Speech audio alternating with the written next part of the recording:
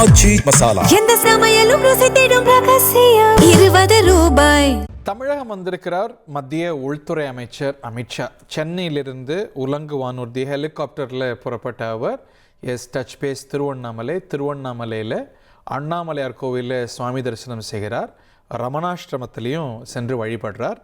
இதை பற்றிய மேலும் விவரங்களோடு செய்தியாளர் பிரபாகரன் இணைந்திருக்கிறார். பிரபாகரன், இது பற்றிய விவரங்களை விரிவாக பதிவு செய்யுங்க. வணக்கம். தமிழ்நாடு மற்றும் புதுச்சேரியில் நடைபெறக்கூடிய பல்வேறு நிகழ்ச்சிகளை பங்கேற்பதற்காக மத்திய உள்துறை அமைச்சர் அமித்ஷா அவர்கள் இன்று சென்னையிலிருந்து ஹெலிகாப்டர் மூலம் வந்திருக்கிறாரு. சரியா ஒரு 5 நிமிடத்திற்கு முன்னாடி அடி அண்ணாமலை பகுதியில் இருக்கக்கூடிய தனியார் இடத்துல அமைக்கப்பட்டிருந்த ஹெலிபேடுக்கு அவருடைய வந்த விமானம் வந்து தரையிறங்குச்சு. அங்கிருந்து சாலை மார்க்கமா இப்போ முதற்கட்டமா அவர் வந்து முதல்ல என்ன சொன்னாங்கன்னா ரமணாசிரமத்துல வழிபாடு பண்ணிட்டு அதுக்கப்புறம் அண்ணாமலையார் கோவில்ல போய் சாமி தரிசனம் செய்யறதா இருந்தது. இருந்தாலும் பக்தர்களோட நலன் கருதியும், அதாவது ஏற்கனவே பல்வேறு கட்டுப்பாடுகள் அங்க விதிச்சிருக்கிறதுனால முதல்ல வந்து அண்ணாமலையார் கோவில்ல வந்து தரிசனம் முடிச்சுட்டு அதுக்கப்புறம் ரமணாசிரமம் வரலான்னு சொல்லி பிளான் மாத்திருக்கிறதா சொல்றாங்க.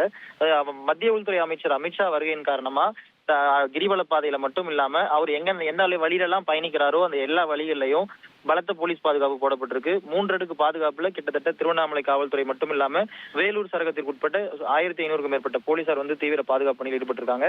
அதே போல பக்தர்களும் வந்து கிரிவல பாதையில பயணம் செஞ்சுக்கிட்டே இருக்காங்க. இன்னைக்கு காலையில இருந்து அவங்களுக்கும் எந்தவித இடையூறும் வந்து அமித்ஷா வருகையின் காரணமா இருக்கக்கூடாதுன்றதுக்காண்டி அந்த கிரிவல பாதையில அவர் எங்கெல்லாம் பயணம் செய்யறாரோ அந்த வழித்தடங்கள்ல சுமார் 5 கிலோமீட்டர் தூரத்துக்கு பேரிகார்டுகளும் பக்தர்கள் பயணிக்கக்கூடிய வகையில போலீஸ் காவல்துறையினர் வந்து போட்டிருக்காங்க.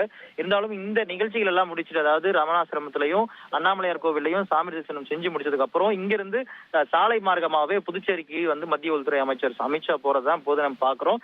அமித்ஷா வருகையின் காரணமா திருவண்ணாமலையே வந்து பரபரப்பா இருக்கிறதா நம்மளால இங்க பார்க்க முடியுது. நேரத்தில் அரசியல் சந்திப்புகள், அரசியல் ஆலோசனை கூட்டங்கள்லாம் இருக்கா? பாஜக நிர்வாகிகள்லாம் அங்க வந்திருக்கிறாங்களா? அதாவது அவர் சென்னையிலிருந்து கிளம்புறதுக்கு முன்னாடி சென்னை விமான நிலையத்திலேயே, அதாவது எடப்பாடி பழனிசாமி, நயினார் நாகேந்திரன் உள்ளிட்டவர்கள் எல்லாம் அங்கேயே சந்தித்து அவரை வரவேற்று இருந்தாங்க.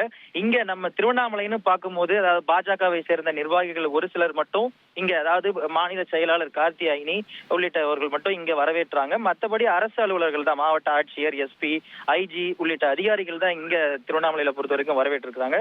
மற்றபடி நீங்க சொன்னது போல அதாவது அரசியல் சார்ந்து எந்த ஒரு நிகழ்ச்சியும் இருக்கிற மாதிரி இப்போது வரைக்கும் எந்தவித அதிகாரப்பூர்வ தகவலும் இல்ல. நன்றி பிரபாகரன், தேங்க்யூ வெரி மச்.